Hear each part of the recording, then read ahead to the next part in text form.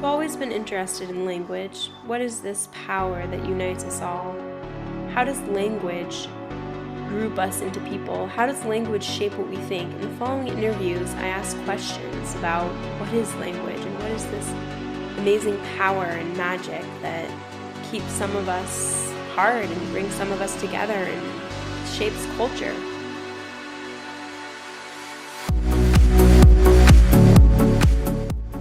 For my project, I asked people 3 questions. The first, does language shape the way we think? Secondly, do you think that having one global language would be a good or bad thing? And last, how do you feel about the global spread of the English language? And this is what they said.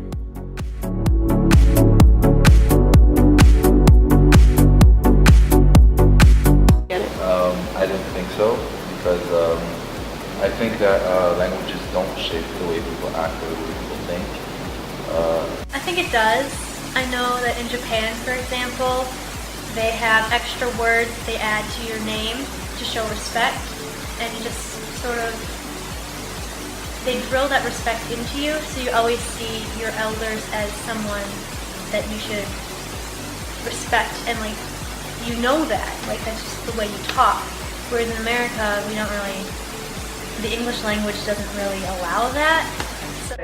For sure, and especially when you think about different languages and the way they describe different situations, different scenarios, and have words for things that other languages don't have. Like in the English language, we only have one word for love, and we expect that to span across everything, all relationships. Love to a parent, love to a brother, love to a sister, love to a friend.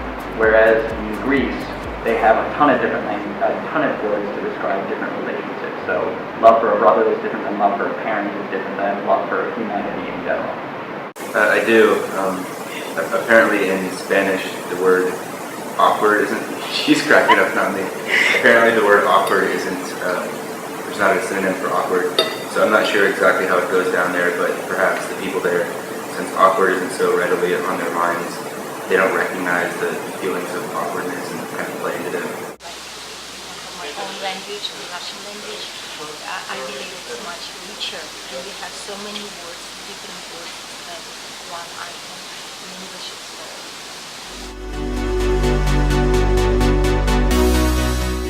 I think it would be a really bad thing, at least a bad thing. I think it will do that. The word will not. I'd have to say it'd be a little bit of both, good and bad. I mean, on the one hand, it would be great if you could communicate to any person, any culture across the entire world and not have to worry about any boundaries.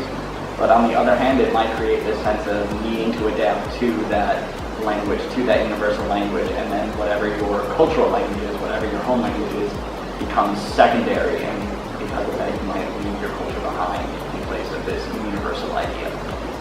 I don't think it should be like that, considering that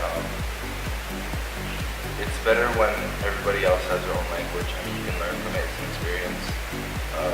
It's really good to embrace other people's cultures as well. I mean, if we had just one the same language, I think everything would be so boring.